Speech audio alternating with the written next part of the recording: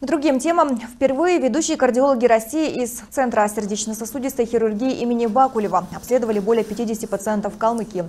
Консультативная помощь ведущих врачей состоялась благодаря взаимодействию Республиканского Минздрава и кардиологов, которые ежегодно проходят обучение в медицинском исследовательском центре.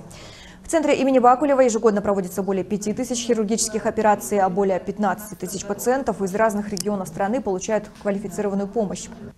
Мы отметили качественное и строгое, в общем-то, соответствие самым высоким мировым стандартам оказания медицинской помощи в рамках острого коронарного синдрома.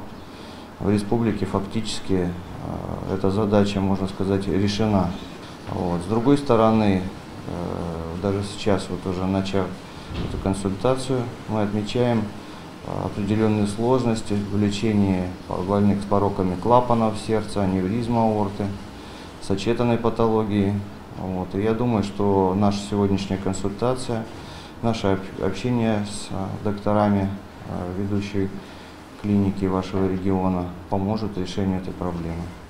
В составе врачебной бригады прибыл и наш земляк, кардиолог Цирен Бадмаев, который уже на протяжении нескольких лет после окончания медуниверситета имени Пирогова работает в центре имени Бакулева.